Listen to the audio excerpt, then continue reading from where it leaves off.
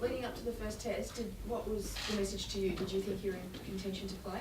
As everyone, we all had to prepare as we were playing, and 2 days out, you sort of know if you're in your own mind, you sort of know if you're going to play or not. And I felt that I did everything that I could possibly do to prepare for that first test, and I sort of had an inkling probably the last training session that I wasn't going to play, just due to the fact that you generally have that full amp session where everyone's ready to go. So we got notified the night before, and I wasn't playing, and then that's it was up to me to go back to my room and try and think about what I can do to get back into this team. When are you coming back? Are you going to play in a tour match?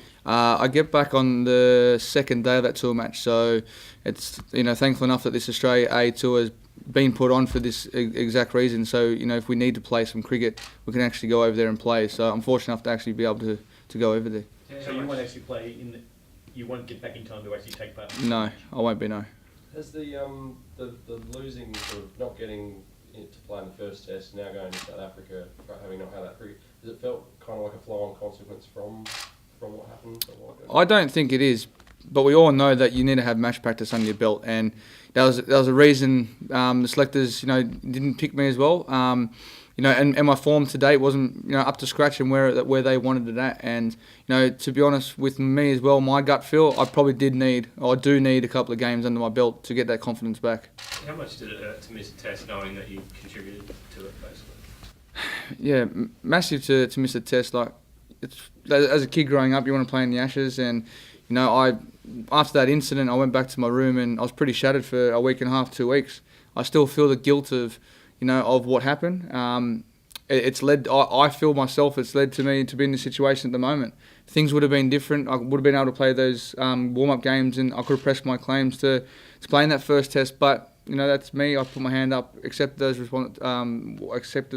consequences, and now it's about me trying to put as many runs on the board in these next 2 games and press forward. So was there a bit more devastation on the Monday when you found out you weren't officially found out you weren't playing? Yeah, definitely. I rang my mum and dad and told them I wasn't playing, and I kind of broke down on the phone to mum, and it's just one of those things that you say you ask your mum and dad, what could I have done better in those situations, and I don't want to really go into it as much, but I've matured a lot since that incident, and now it's all about me trying to play cricket again.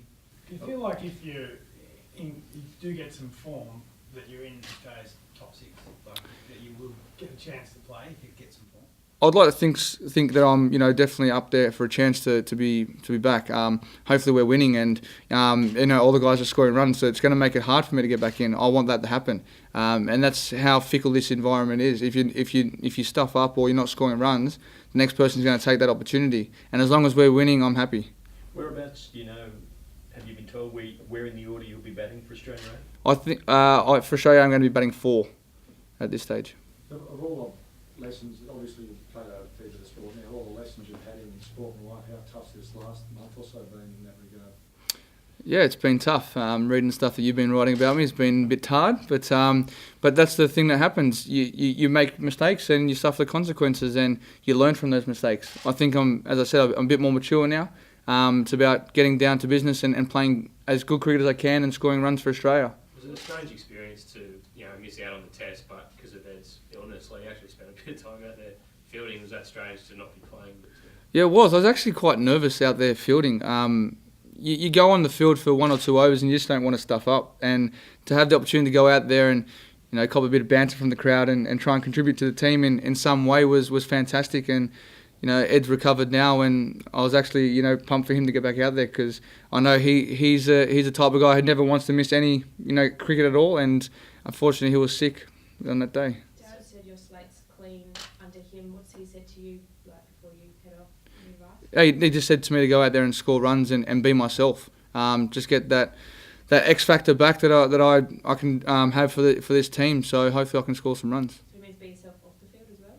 Yeah, definitely. Still enjoy myself off the field. There's no bans, there's no curfews, there's no nothing. So, as I said, they're the mistakes I've learnt. I've become more mature, and that's off the field as well. So does that come with some, did he say to you, kind of don't stuff up again sort of thing? Like, it's up to you now, you've got a clean slate, but make the most No, well, I know if I stuff up again, I'm on the first plane home. So no one needs to tell you that because you already know that, and he hasn't said anything to me about that at all.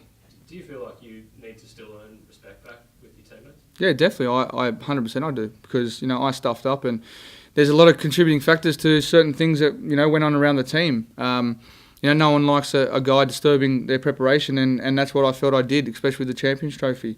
All that stuff came out before that game against New Zealand, and I didn't play. Then everything was about about me and not about the team's focus, and that was the most disappointing thing I felt that came out of that. How did you feel when Mickey Arthur got sacked, given it was days after your? That's probably another thing that is guttering. I felt that I may have played a part in that, but that's the business that we're in, and James Sullivan explained the reasons why that happened, and that's the thing that we have to do. We're professional athletes. We have to move on from that. And now Darren's the coach, and we respect Darren 100%. It's not ideal to have to fly to another continent to play cricket and come back. Does this course of action leave you enough time to have an impact in the series? What do you think you can do later in the series? Yeah, we're on the same time path anyway, so I'm not going to lose much sleep. So it's the ideal thing was that this Australia A Tour was put on at this time for this very reason, so we could go over there and play cricket if need be.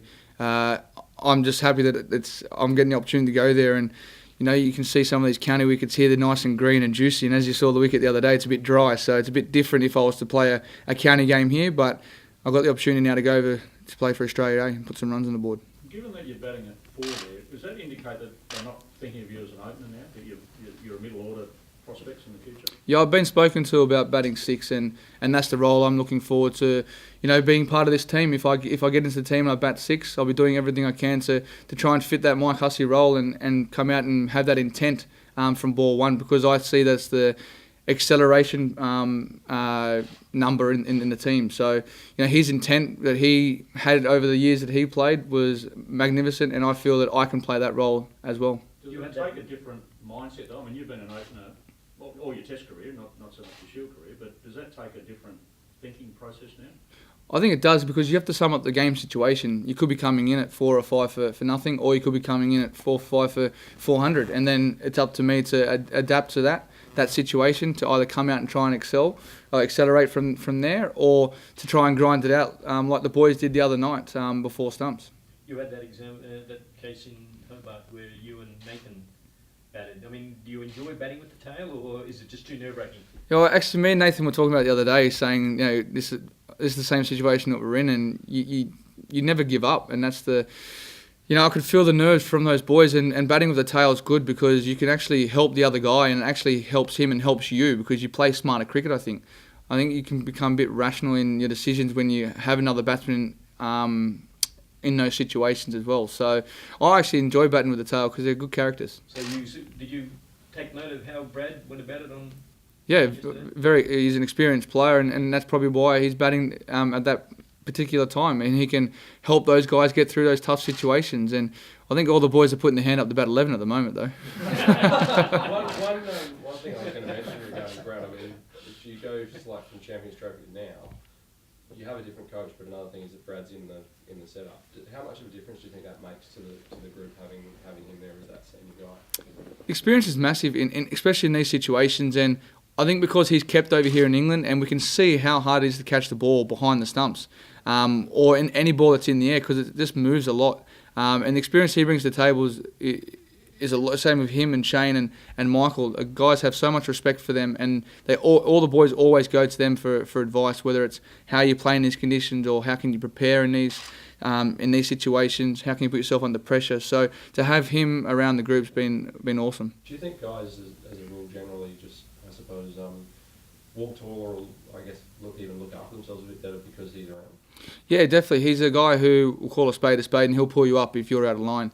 And that's the fortunate part I've had of growing up playing with Brad in grade cricket and state cricket. He's always pulled me in line when he felt I was going a little bit wayward. And have him back here is like another father for me in a way. And it's exciting for me, and it's exciting for this team. Did you shelved your leggies? Are you still? Well, at the moment, when I saw these wickets when I first came here when we were practicing, I wasn't bowling leg spin. I was getting the red ball and coming off the long run. But at the moment, they're a bit dry, so I might have to start bowling leggies again. I mean, Is it something you work on? Because there was Yeah. a time there in the West Indies when you were getting quite a few overs. Yeah, definitely. I'm working a lot. I worked a lot during the one-day series as well, bowling the leg spin, because the dry wickets. And here it's just because it was a little bit in the wickets and the ball swinging. Because I can bowl medium pace. I just tried to bowl as much as I can in the nets. Not just so much just for me, but to help the guys out because we're fortunate enough to have a couple of net bowlers, but we all need to help our teammates out. And I just felt I might have the old 130-kilometre-hour delivery So to you bowl really at the captains. You really want to take over the Mike Hussey role, huh? Oh, definitely. lot. Well, I think I got him covered for pace though. Dave, did you have a chat with Joe Root during the test at all? No, I haven't. Crossed paths a couple of times during the lunchroom, but all that's in the past now. We're professional athletes, as I said, and we move on from that and we just smile. With your training since you've been suspended, has there been changes, in terms of being the first there, last to leave type thing?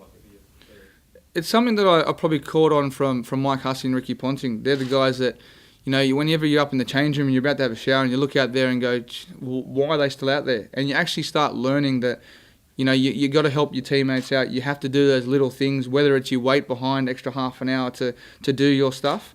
A lot of the guys do that. And, I've caught on now that, you need to actually treat this, give it your 100% all. You can't just, go at 60-70% and be content with what, you want to be the professional athlete that you are, and you want to get everything out of this game. And now I've actually started to realise that a lot. What's with the couch? Last question. November's coming up, and I need to start now because I won't be able to grow one, as we saw last year. You can waste the last question.